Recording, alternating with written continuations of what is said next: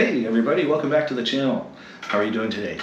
I hope your week has been fantastic and that you're practicing that attitude of gratitude and you're finding it makes a difference.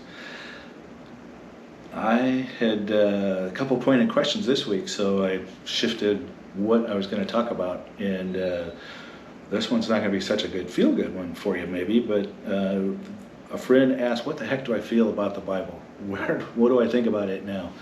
And because I posted a link of an astrologer friend, and old evangelicals don't like astrologers. Well, they love them, but they don't. They think they're right out of the pit of hell. So what am I doing? Well, I consider myself relatively savvy, and whomever I'm talking to on any matter, I'm trying to discern their heart. And I can tell you, Betty Steele has the most beautiful heart of anybody that you might want to meet. And if you're interested, she would, it would serve you well to talk to her. I'll just say that, because she's amazing. Astrology by Betty, her link will be in the bottom. So, what about the Bible? You guys know that the Anunnaki, or I believe in the Anunnaki, I believe that they helped establish humanity here, and they're the ones that the old writers were writing about, because they were so advanced, they were perceived to be gods. So now I don't really like to use God's name, God, because of all the emotional baggage that goes along with that, because we all have our own God thoughts, stories. So for me, creator of all now is the best at any rate. As they wrote their stories, they described him as Elohim. We, as believers, use that as God's name, but it's really a plural, and it means the powerful ones. So it has been greatly redacted. About 600 BC, that's not a firm date, but about 600 BC there was a redaction of the scrolls to try to get the plural out of the Godhead. We just need one God, and that would have been Nehemiah and Ezra for you Old Testament Bible scholars. They were the kings at the time. And so that was one prong that they took, and another was their desire to reestablish the priesthood. So they began to eradicate the Essenes, which was a group that believed that through self-reflection that you could ascend, and as the masters did, and back and forth and be Christ-like. Well, free thinkers are never really welcome in any political environment, so the kings got rid of them. I'm being somewhat lighthearted, but that's history. The victors write the history, right? And so the Essenes we don't know a lot about, but we do know who they were and that they were.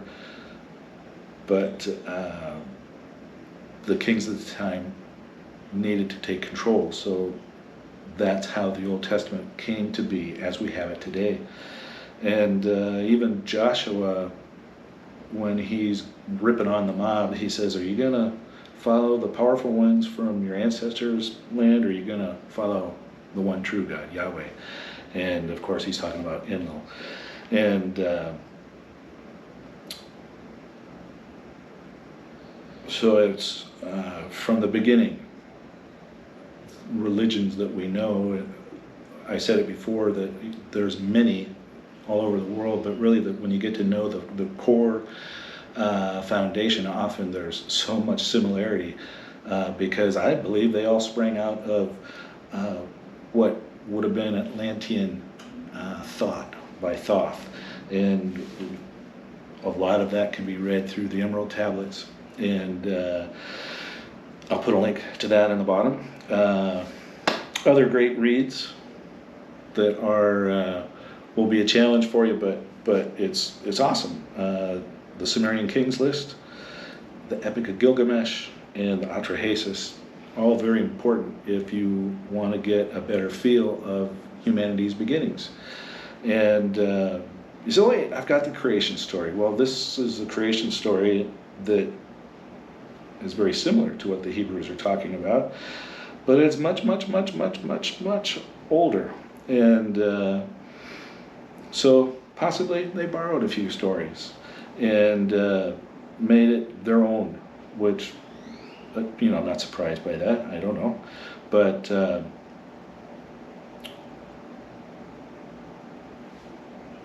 Christ comes, and he does his ministry, and then for the first 300 years, the way, his ministry, had just exploded.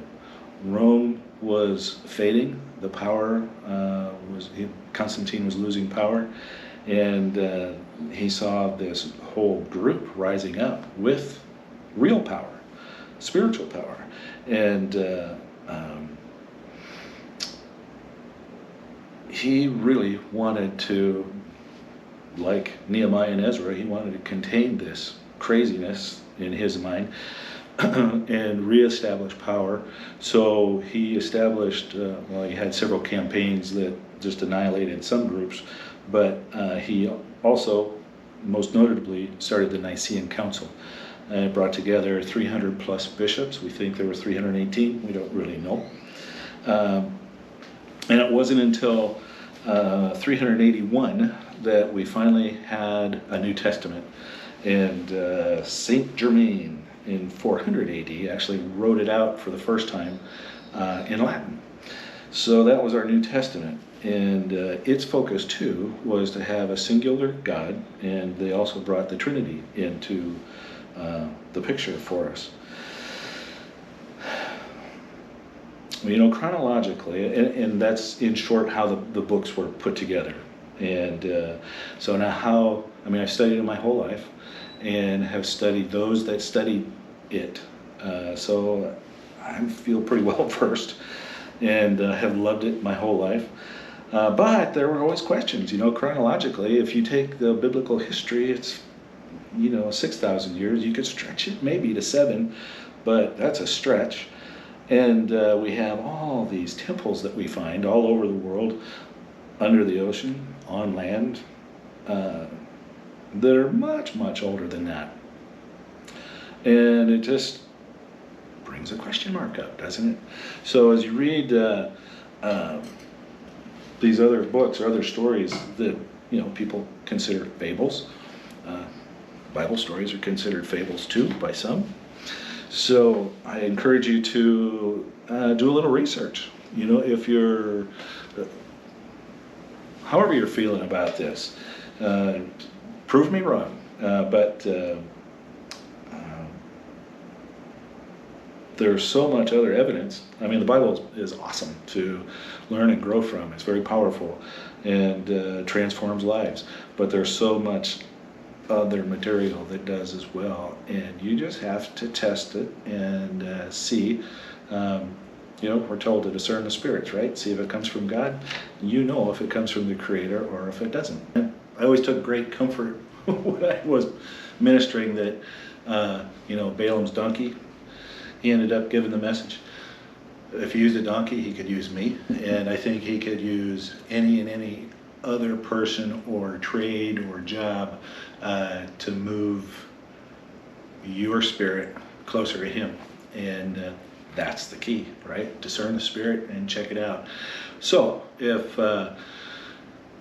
it's astrology, numerology, there's a lot of yoga, oh my gosh, all these things that as evangelicals, we weren't allowed to talk about or touch. I have test the teacher's spirit. If it's a heart full of love or if it's a manipulative environment.